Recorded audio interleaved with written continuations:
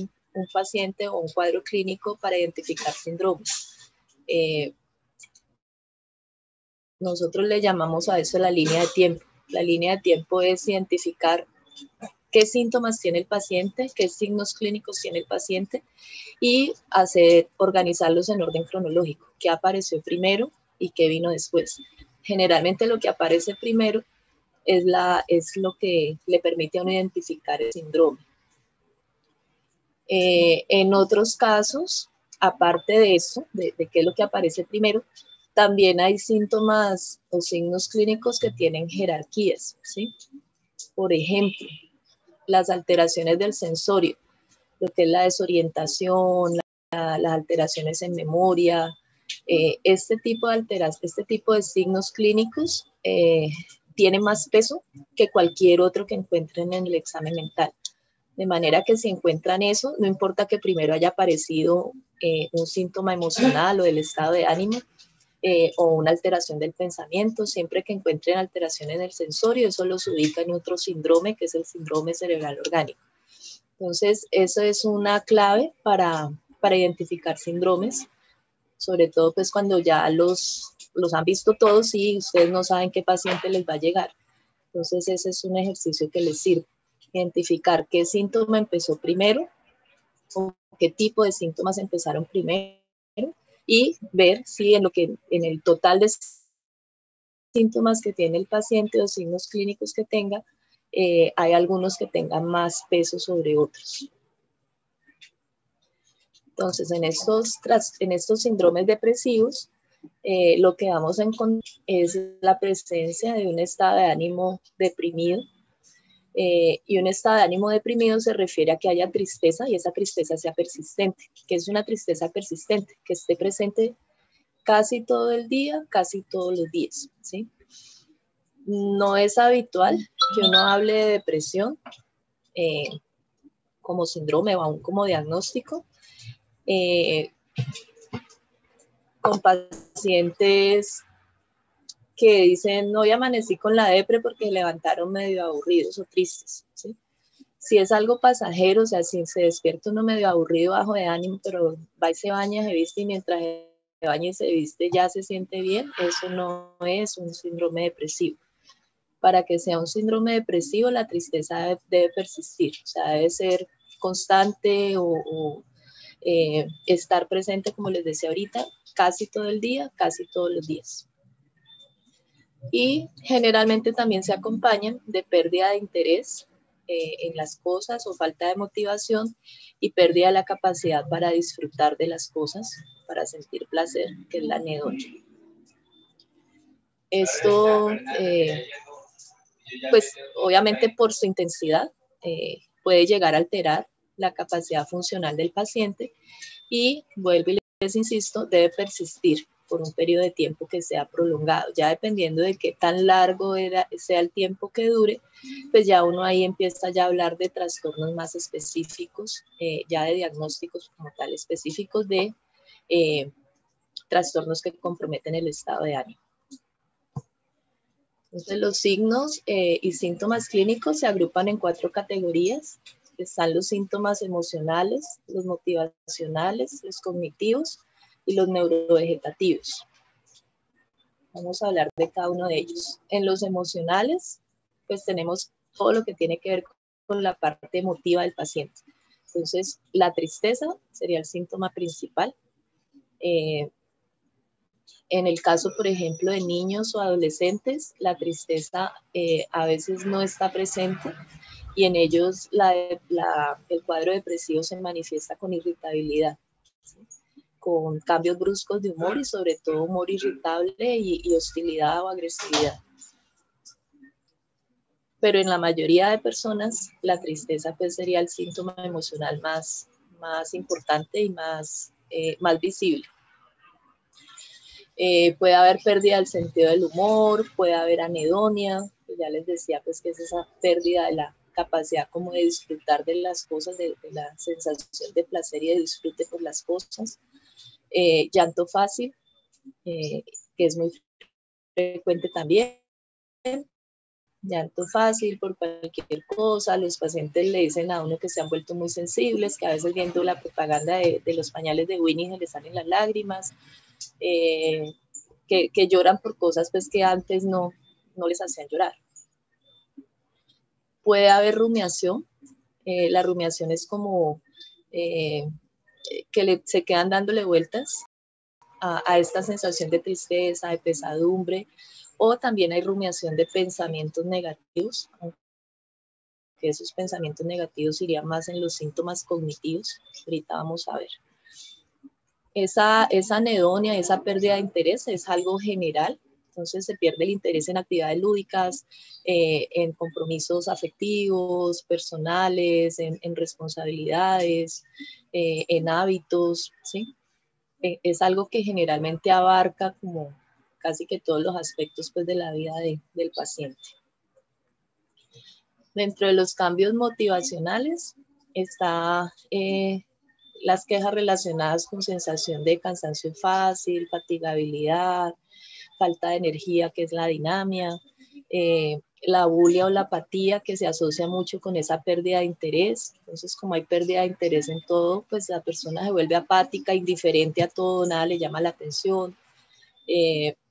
La bulia es como la pereza mental, o sea, que les da hasta, no les provoca ni pensar, ¿sí? Tiende a haber abandono, se pierde como la motivación para cuidarse uno mismo. Entonces estos pacientes muchas veces se abandonan en sus cuidados personales, no se bañan, no se vuelven a afeitar, no se vuelven a peinar, no se vuelven a maquillar o arreglar, ¿sí? Descuidan, digamos, o abandonan sus cuidados personales. Y muchas veces llegan incluso a perder la capacidad pues, para tomar decisiones o asumir sus responsabilidades. Entonces empiezan así como se descuidan a ellos mismos, pues descuidan sus obligaciones o se anulan totalmente para tomar una decisión, sienten que no son capaces de pensar o de decidir algo. En cuanto a los síntomas cognitivos, aquí recuerden que es todo lo que va en el pensamiento, ¿sí? Esto iría en el pensamiento del paciente.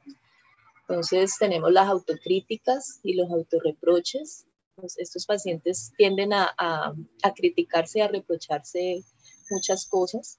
Eso va de la mano usualmente con una pobre percepción de sí mismos, con una baja autoestima, con una baja confianza en sí mismos, que a veces los lleva a ideas de minusvalía. Entonces se sienten que no sirven para nada, que no son capaces de nada, que son inútiles, ¿sí? Que no les pasa nada bueno, que todo lo malo les pasa a ellos. ¿Sí? Todo esto son síntomas muy comunes en estos pacientes. Vienen también las ideas de culpa relacionadas con estos reproches. Empiezan a reprocharse cosas y a sentirse culpables, pueda que de cosas que sean reales, o sea, que sean simplemente ideas de culpa, como puede que esas ideas de culpa evolucionen a un delirio y empiecen a presentar ya delirios de culpa. Recuerden que el delirio de culpa implica uno sentirse culpable de algo que va más allá del alcance pues, que uno pueda tener de algo, o sentirse culpable de algo que se supone que uno ya superó hace mucho tiempo. Están también las ideas de desesperanza, que tienen que ver con esa visión tan sombría, con esa rumiación de pensamientos negativos, que les hace sentir pues que su futuro es gris, su futuro es incierto, que no ven un porvenir, ¿sí? Como que no ven nada bueno en lo que les queda de vida. Muchas veces eso evoluciona a ideas de futilidad, es cuando uno siente que la vida pues, no vale la pena, que no vale la pena seguir viviendo, que para qué vivir así. Y eso finalmente termina en ideas de muerte o en ideas suicidas. También puede haber delirios nihilistas, que es cuando el paciente siente que él ya está muerto o que ya el mundo se acabó, ¿sí? que ya no hay nada que hacer, que son síntomas presentes cuando el cuadro depresivo adquiere dimensiones psicóticas. Entonces, cuando un cuadro depresivo, un síndrome depresivo se vuelve psicótico, pueden aparecer los delirios de culpa, los delirios nihilistas Y otros que son frecuentes en estos casos son los delirios hipocondríacos. No todos los cuadros depresivos hacen psicosis, entonces no en todos los pacientes con síndromes depresivos van a encontrar esos delirios, pero probablemente sí encuentren la mayoría de los otros síntomas que hemos mencionado, o casi todos. Están los síntomas neurovegetativos, que tienen que ver con las alteraciones del apetito. Lo más común es que se quite el apetito y generalmente se pierda peso, pero en algunos casos se da lo contrario, y es que hay como ansiedad por comer y una comedera, pues, y aumento de peso secundario a eso. Puede haber alteraciones del ciclo de sueño. Lo más común es que se pierda el sueño, entonces aparezcan cuadros de insomnio. Ese insomnio puede ser dificultad para quedarse dormido, que es lo que se llama insomnio de conciliación. Puede ser dificultad para mantener el sueño estable durante la noche, que es lo que se llama insomnio de mantenimiento. Y puede ser dificultad para mantener el sueño después de cierta hora en la noche. El paciente se despierta a la 1 de la madrugada y ya no se puede volver a dormir. Eso se llama insomnio terminal.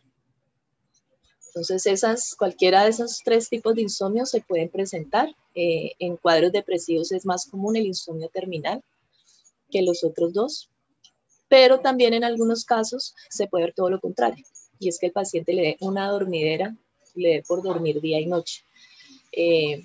Pues que eso tiene también una explicación, digamos, lógica, y es que de esa forma generalmente el paciente se evade de estar pensando todas estas cosas que está pensando. Es como una forma de desconectarse de lo que le está pasando, estando durmiendo todo el tiempo.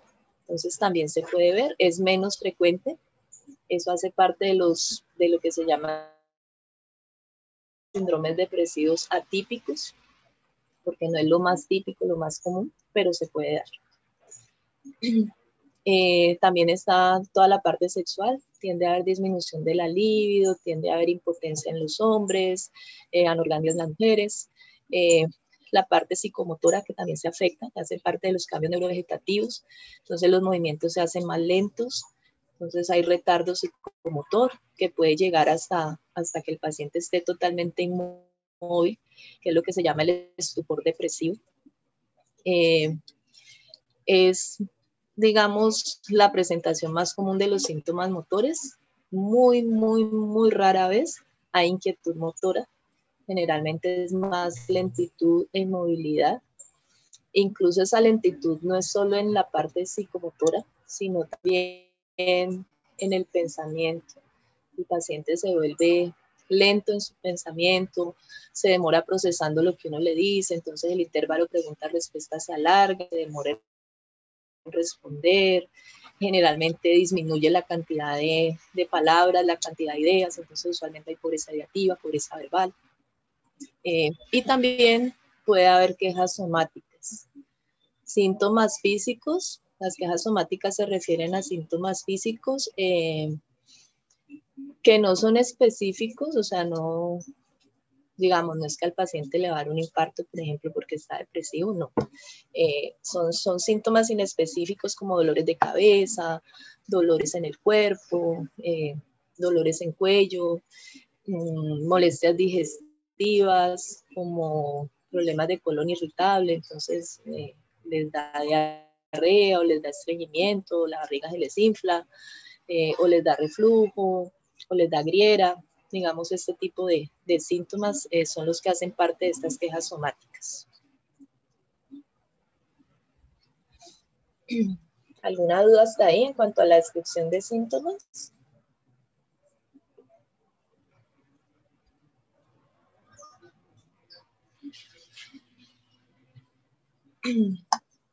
Retomando un poquito lo que vimos la clase pasada, cuando vimos el síndrome ansioso, la idea es que ustedes aprendan a identificar como síntomas característicos de cada síndrome, ¿sí? Entonces, digamos, en el ansioso, pues obviamente era la ansiedad y la angustia, y derivado de eso, traten de visualizar cómo se vería una persona ansiosa. Entonces uno se imagina a alguien que usualmente está inquieto, que se mueve para todo lado, que tiene movimientos adaptativos o que gesticula más de la cuenta, que en su tono verbal puede hablar acelerado o a los gritos, ¿sí? Que está expresando todas las preocupaciones por lo que le está pasando. Acá visualicen a una persona triste, que se le ve en la cara la tristeza, con facies de tristeza, pueda que con lágrimas o con llanto fácil, que habla lento, que se mueve lento, que se ve como sin ánimo para las cosas, alguien que se cansa fácilmente, que nada lo motiva, que no disfruta de nada, que todo es negativo, ¿sí?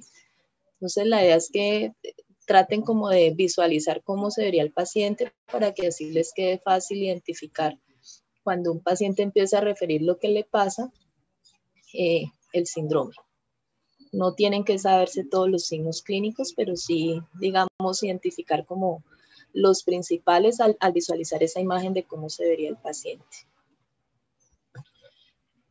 Estos son las enfermedades o trastornos mentales en los que pueden haber síntomas depresivos. Están los trastornos depresivos como tal, el trastorno depresivo mayor, que puede ser con psicosis o sin psicosis. Dentro del trastorno, de los trastornos depresivos está el trastorno depresivo mayor, está el depresivo menor o breve, está el depresivo recurrente. Hay varios trastornos depresivos que se diferencian entre ellos por el tiempo de duración de los síntomas en algunos casos o por la cantidad de crisis que haya tenido el paciente. Está el trastorno afectivo bipolar en fase depresiva. Está el trastorno esquizoafectivo. Están todos los trastornos de adaptación que incluyen los duelos, ¿sí? Todas las pérdidas generan síntomas usualmente depresivos y eso hacen parte de este diagnóstico. Está la distimia, que es otro tipo de trastorno depresivo, que es un trastorno depresivo que se llama crónico. Están las depresiones posparto, la depresión asociada a esquizofrenia, que se llama depresión post-esquizofrenia, y están los trastornos depresivos orgánicos, que son secundarios o a enfermedades médicas, o a efecto de medicamentos, o a efecto de psicotóxicos. Entonces, miren que la lista es un poquito más amplia en el caso del síndrome depresivo, pues a la hora de identificar ya enfermedades o trastornos específicos. Como les he dicho antes, este no es el papel de ustedes en este momento, porque pues para poder diferenciar todos estos diagnósticos tienen que conocer los criterios diagnósticos de cada uno y ya las características clínicas específicas de cada uno, y eso pues no es objeto de este curso en este semestre. Sin embargo, sí es importante que sepan al menos los nombres de las enfermedades que pueden explicar un síndrome depresivo.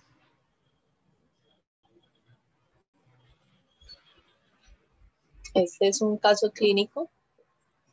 Es una paciente de 35 años que ingresa a urgencias después de que al discutir con el esposo intentara ahorcarse con una media velada.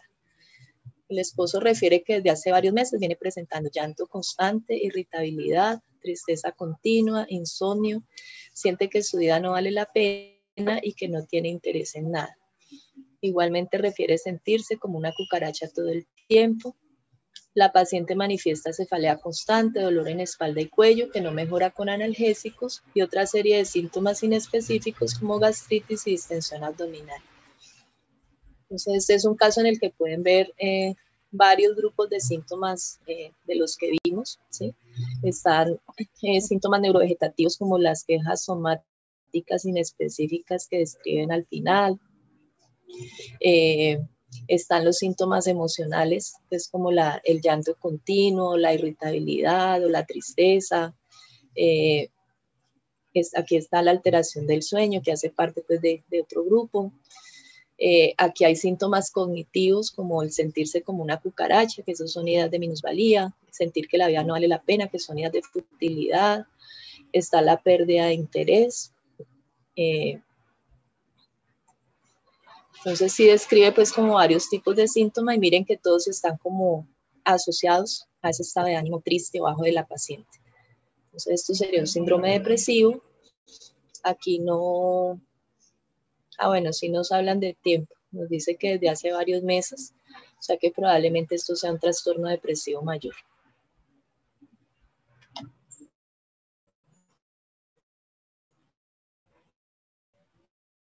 ¿Dudas o preguntas?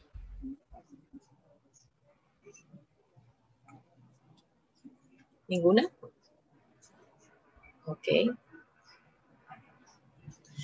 Vamos a hablar del otro síndrome, que es el síndrome maneiforme o síndrome maníaco, que es el otro polo opuesto al que vimos ahorita, ¿sí? Entonces acá también esto es un síndrome afectivo, entonces también la alteración principal va a estar en el afecto, o sea que los síntomas iniciales deben ser síntomas del estado de ánimo. Y este es un cuadro en donde el estado de ánimo se dispara, ¿sí? Entonces el estado de ánimo se exalta y el paciente generalmente presenta euforia. El síntoma principal en un síndrome maniforme es la euforia, ¿sí? Entonces esa alegría pues intensa, exagerada, exaltada y como desmedida que presentan estos pacientes. Ese estado de ánimo así exaltado, eufórico, se acompaña usualmente de otros síntomas y eso permite que uno lo califique como un cuadro maníaco o hipomaníaco, ¿sí? Ahorita vamos a ver los síntomas. Los síntomas tanto en la manía como en la hipomanía son exactamente los mismos con algunas excepciones. Y la forma en que se diferencian generalmente es porque el paciente que está hipomaníaco es un paciente que está muy contento, muy eufórico, muy exaltado, con varios de los síntomas que vamos a ver ahora, pero generalmente sigue funcionando más o menos bien, ¿sí? El paciente maníaco, francamente maníaco, deja de funcionar. O sea, sus síntomas son tan severos que ya no es capaz de funcionar de manera adecuada. Entonces, de ahí se derivan las diferencias entre los cuadros maníacos y hipomaníacos, igual a ambos son un síndrome maneiforme.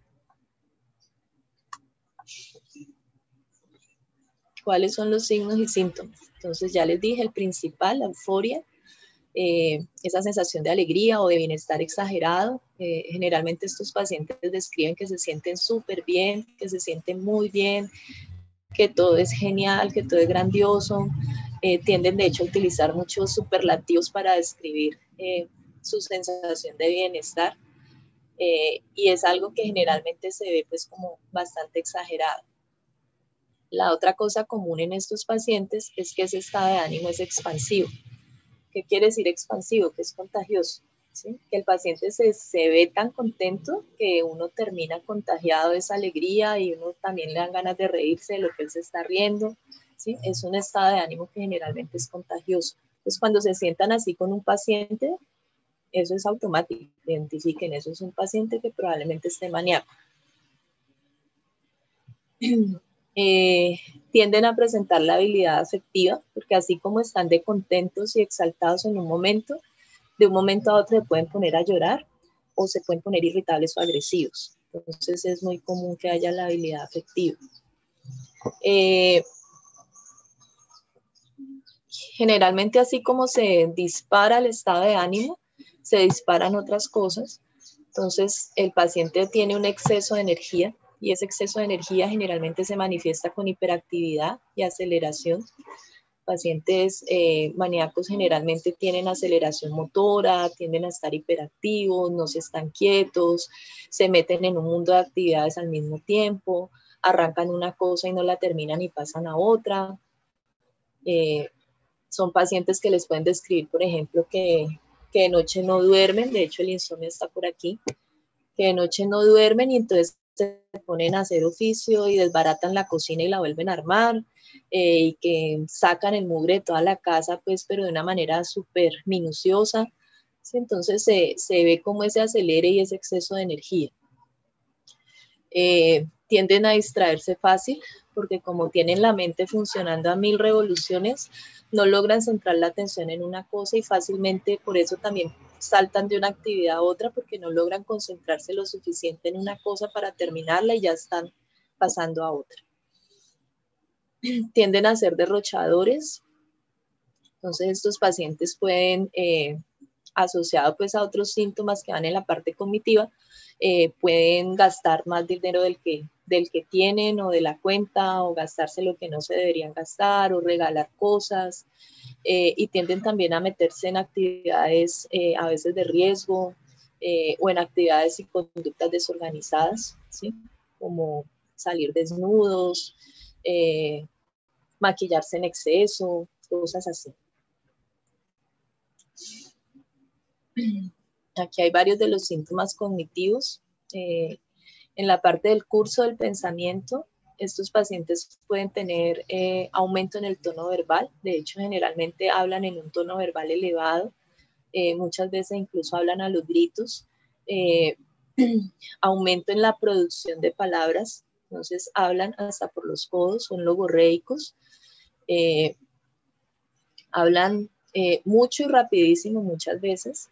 Y también aumenta en la producción ideativa. Entonces muchas veces son circunstanciales y dan muchas vueltas, o terminan presentando fuga de ideas, que es cuando ya se les acelera tanto el pensamiento que las palabras salen sin que conecte una con otra, o saltan de una idea a otra, y el lenguaje pues pierde coherencia. Entonces se puede volver un lenguaje incoherente.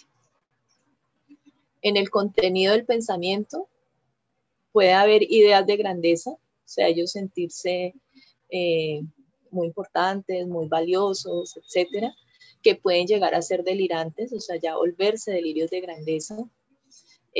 También son comunes cuando aparece la psicosis, o sea, cuando aparecen los delirios, pueden aparecer también, aparte de los delirios de grandeza, delirios místicos y delirios eróticos. Esos son los más comunes asociados a este síndrome. Pueden tener alucinaciones, que eso iría en la sensopercepción, y esas alucinaciones generalmente son acordes con ese estado de ánimo. Me explico. Un paciente que se siente súper contento, que se siente súper valioso, súper importante, probablemente va a presentar, si presenta alucinaciones, va a escuchar, digamos, que, no sé, que Dios le habla, ¿sí? O voces que le resaltan lo grandioso que es, o lo inteligente, o lo hermoso, o lo rico, lo que sea, ¿sí? No va a tener voces que le digan que es una cucaracha, que no sirve para nada, ¿sí? Eso no cuadra con ese estado de ánimo tan elevado de estos pacientes. Y lo mismo ocurre en el síndrome depresivo. Si el paciente llega a tener alucinaciones en un síndrome depresivo, las voces generalmente son acordes con el estado de ánimo. Entonces el paciente con el síndrome depresivo sí va a escuchar voces que le dicen que sí, que no sirve para nada, que la vida es una miseria, que el mundo no merece, no vale la pena estar en este mundo, que si no ha pensado que es mejor estar muerto, cosas así. Entonces, en estos cuadros donde la alteración principal es en el estado de ánimo, tanto en el síndrome depresivo como en el síndrome maniforme, si aparecen síntomas de psicosis, delirios o alucinaciones, siempre son acordes con ese estado de ánimo. Obviamente esto causa alteración funcional, sobre todo la presencia de psicosis. O sea, si ustedes tienen un paciente que ya está en fuga de ideas, o sea, que ya habla y no se le entiende lo que dice, tiene delirios de grandeza, delirios místicos o delirios eróticos, que está oyendo voces, ese es un paciente que definitivamente ya no va a estar funcionando. Por eso estos síntomas psicóticos generalmente son propios de la manía. Los demás pueden verse en la manía o en la hipomanía, ¿sí? Yo les decía al principio que en la hipomanía son los mismos síntomas, excepto los síntomas psicóticos, pero los otros sí están presentes. Lo que pasa es que en un menor tono, y generalmente no llevan a que el paciente pues deje de funcionar totalmente. Igual uno sí lo ve acelerado y más contento de la cuenta y hablando más de lo que debería, pero generalmente hace las cosas que debe hacer. Así haga más de la cuenta. Entonces, esa es como una de las diferencias entre esos dos cuadros que hacen parte del síndrome maniforme. Estas son las enfermedades que producen síntomas de este tipo. La principal, el trastorno afectivo bipolar, en fase maníaca o hipomaníaca. y el trastorno esquizoafectivo. Esas son las dos enfermedades, digamos, psiquiátricas que más se asocian a un síndrome maniforme. Hay otras que son la ciclotimia, que eso también lo van a ver después, y están los trastornos afectivos orgánicos inducidos por sustancias que pueden ser medicamentos o pueden ser sustancias psicoactivas o por enfermedades médicas como las que aparecen acá abajo. La epilepsia, la neurosífilis, un trauma craneoencefálico, problemas hormonales, sobre todo tiroides, hipertiroidismo, la esclerosis múltiple, tumores cerebrales. O sea, hay varias enfermedades médicas que pueden manifestarse con un cuadro psiquiátrico de síntomas maníacos. Entonces, miren que acá en el caso del síndrome maniforme la opción es más reducida, solo tienen que descartar 5 cosas, de hecho 4. Trastorno bipolar, el esquizoafectivo, la ciclotimia y los cuadros orgánicos. Entonces, vuelvo y les insisto en que esta es la importancia de identificar los síndromes. Cuando ustedes tienen claro qué síndrome tiene el paciente, tienen que pensar en pocas enfermedades que causen esos síntomas. Y eso le ayuda mucho a uno ubicarse, sobre todo cuando uno apenas está empezando y no tiene pues mucha experiencia. Este es un caso clínico de ejemplo. Es un hombre de 38 años que lo traen 3 policías que casi que no lo pueden arrestar. Fue sorprendido en la calle hablando incoherencias y agrediendo a los transeúntes. 4 días antes empezó a hablar exageradamente, no dormía y se sentía muy feliz e inspirado. Empezaba varias actividades sin terminar ninguna. A pesar de estar desempleado, retiró sus ahorros del banco, viajó a otra ciudad, se hospedó en un hotel lujoso y en 3 días despilfarró el equivalente a 6 meses de sueldo. Regalaba dinero en la calle, invitaba a desconocidos a comer y a beber, proyectaba grandes negocios, decía que se acababa de ganar el baloto y que era multimillonario. Hablaba incesantemente sin entenderse lo que decía y a la menor contradicción se tornaba agresivo. Hacía alarde de sus dotes de galán, diciendo que Natalia París, entre otras, había sucumbido a sus encantos y que incluso tenía un hijo suyo. Ha sufrido 4 episodios similares y 2 depresiones severas durante los 3 años previos a la hospitalización. Entonces aquí tenemos un paciente que tiene varios de los síntomas descritos, ¿sí? El cuadro empezó con el acelere y el aumento en el estado de ánimo. Entonces estaba muy contento y empezó a hablar más de la cuenta, a no dormir, empezó a iniciar varias actividades al tiempo sin terminarlas, actividades de riesgo, ¿sí? Y derroche, como lo de sacar la plata y gastarse pues un furgo de plata en poquito tiempo. Tenía delirios de grandeza, decía que se ganaba el baloto, se había ganado el baloto y que era multimillonario, ¿sí? Entonces tenía delirios de grandeza, estaba la logorrea, cuando te dicen que habla tanto y no se entiende, probablemente es porque ya tenía fuga de ideas, estaba la labilidad afectiva porque pasaba pues de estar contento a estar agresivo. Acá también tiene los delirios eróticos, ¿sí? Entonces esto sería un síndrome maniforme y el hecho de que les describan pues que ya ha tenido otros episodios de los mismos y 2 cuadros depresivos los orienta a pensar en un trastorno afectivo bipolar en fase maníaca.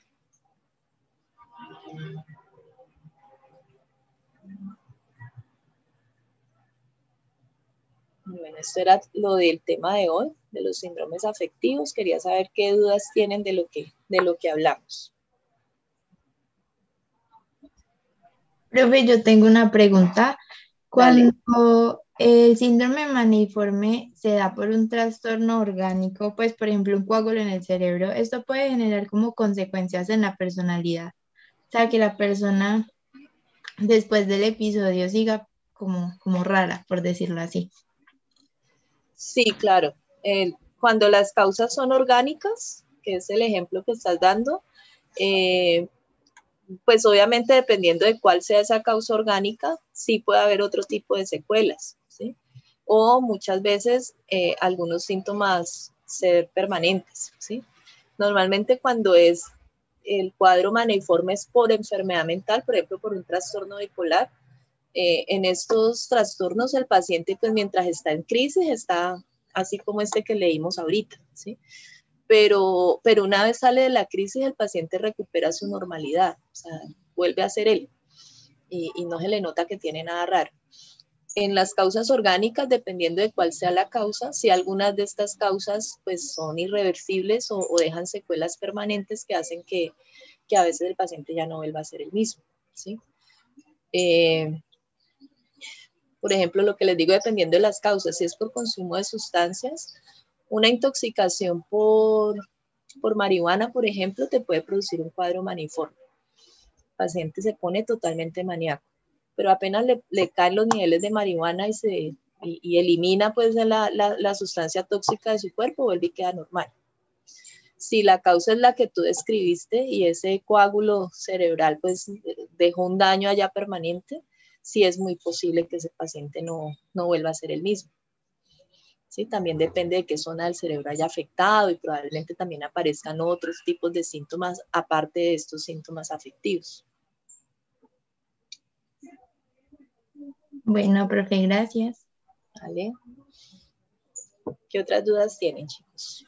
Profe, tengo una pregunta. Dale. Usted decía ahí que un tumor cerebral, pero si hay un tumor en otra zona del organismo, también puede provocar un cuadro maníaco. Sí, tumores endocrinos pueden producir cuadros maníacos. Por ejemplo, personas con cáncer de tiroides pueden presentar su primera manifestación ser un episodio maníaco, ¿sí? Y solo se identifica cuando uno le toma los exámenes para descartar la causa orgánica y le encuentra las alteraciones pues, en las pruebas tiroideas. Entonces, sí, hay otros tumores que pueden, tumores neuroendocrinos, tumores endocrinos, o que afecten, por ejemplo, un tumor de páncreas, ¿sí? Que afecten órganos que tienen funciones endocrinas, pueden ocasionar esto. Gracias, profe. ¿Qué otras dudas, chicos?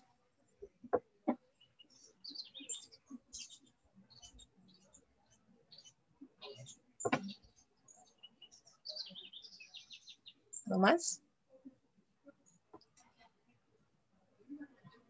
En este tema nos demoramos un poquito menos que en el anterior, era más cortico, pero igual pues bastante denso en cuanto a síntomas y signos. La idea es que lo repasen bien y que aprendan a diferenciar entre estos síndromes, ¿sí? Entre los afectivos, cuáles son los síntomas propios del ansioso, cuáles del depresivo, cuáles del maniforme. La evaluación la hacemos, creo que es después de Semana Santa, espérense, yo confirmo. Sí, después de Semana Santa, el miércoles después de Semana Santa es la evaluación y pues incluye estos síndromes e incluye toda la parte que ya vimos de examen mental, ¿sí? Yo les voy a poner casos y la idea es que ustedes identifiquen esas alteraciones que tenga el paciente en el examen mental y que después puedan identificar qué síndrome tiene de acuerdo a todo eso que ya identificaron en cuanto a signos y síntomas. Entonces es importante que repasen lo del examen mental, que lo tengan bien clarito y que tengan claras pues las características y los síntomas principales en estos síndromes.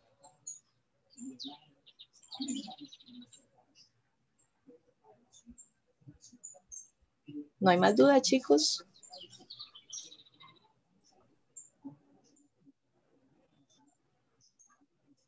Ok, entonces dejamos allí. Yo les estaré mandando con María Andrea entonces la lista de prácticas. Como les dije, así como la hice, contando con las horas del nuevo docente. La idea es que igual arranquemos, o no esté este docente. Lo que pasa es que si no lo aprueban, pues me toca reestructurar la lista y los que los había puesto a rotar con él, pues les toca repetir con los otros profes. Y eso, como ya les había dicho, probablemente les reduzca pues la oportunidad de práctica a todos. Apenas sepa algo definitivo les aviso, pero igual mientras tanto les iré enviando la lista como está.